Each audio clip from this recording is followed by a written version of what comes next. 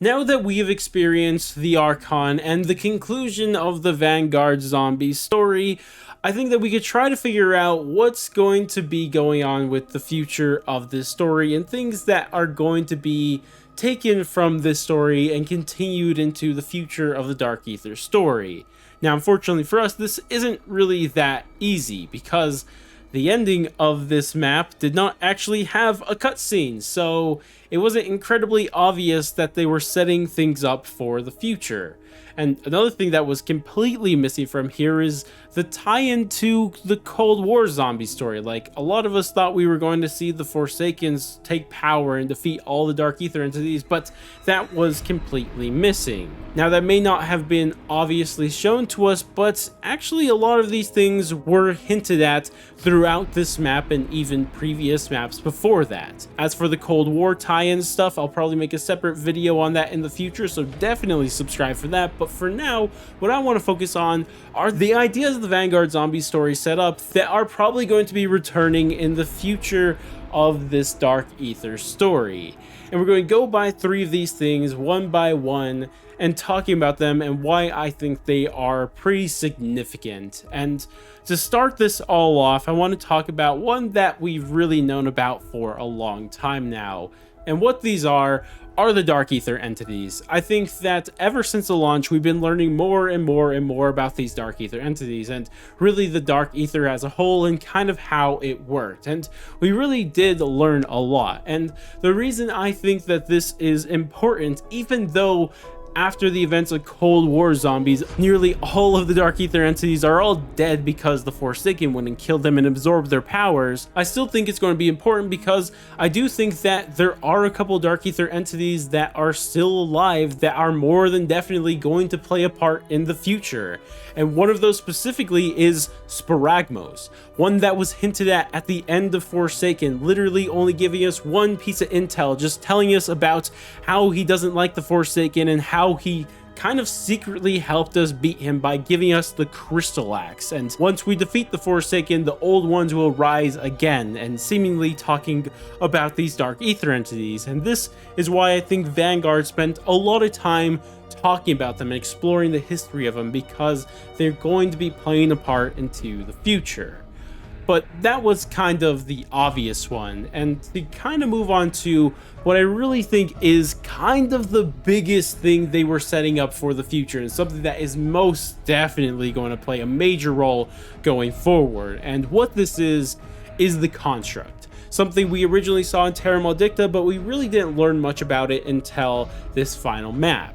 Because what we learned about the construct is that this thing is insane. Because first things first, it may just look like a giant rock, but it's actually sentient and alive and has its own thoughts and stuff, which is something all on its own. More than that, it's incredibly ancient. It's like older than the Dark Aether entities, and that right there gets my brains running, trying to tie this back to the original Aether story, but it's not a theory video, so we're not going to really do that. But of course, the most important part of the construct is that every now and then it grants its powers, its godlike powers, to something it calls the Archon.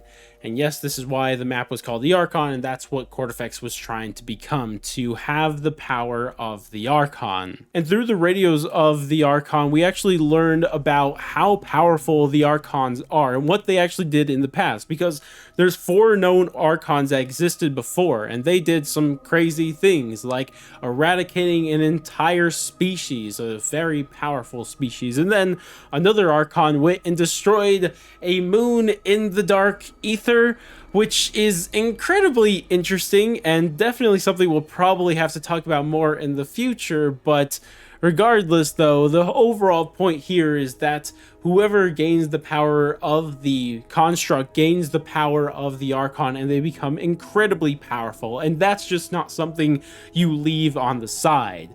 And since we know it has existed for a really long time before in the Dark Aether, it's probably still existing till this day, where currently we have a person called Samantha existing.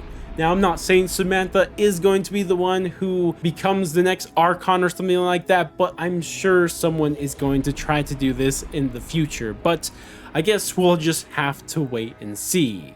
But with that, it brings me to the final idea, and to me the most interesting thing they set up for the future of the Dark Aether story. And what this is Cortifex and Syraxis' child. This child that we really don't know much about. All we know is that Cortifex was worried that this child was going to get a little too powerful, considering it was his child and, Syraxis, two really powerful beings. He was worried he was going to get really powerful and wasn't really vibing with all that, so he somehow got rid of it.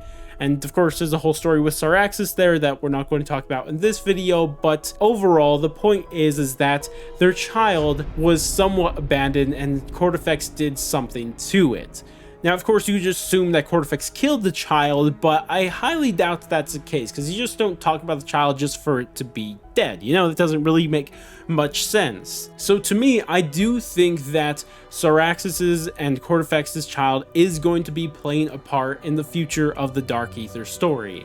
And we may see some connection to maybe Samantha, or maybe even, and I really hope this is the case, Eddie. I really hope we see some connection to Eddie through this child, this Dark Aether entity, but of course this is something we'll have to wait and see.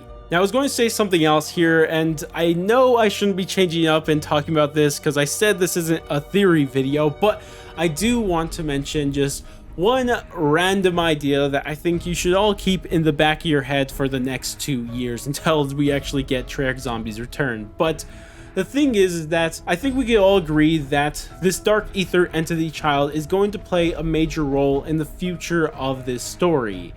But at the same time, I think we may already have the name of this child. And what that name is Sparagmos. Yeah, that guy that I mentioned earlier in the video who sent us the Crystal Axe, who was fighting against the Forsaken? I mean, it just seems like this would be the most likely case scenario, at least with the current information we have.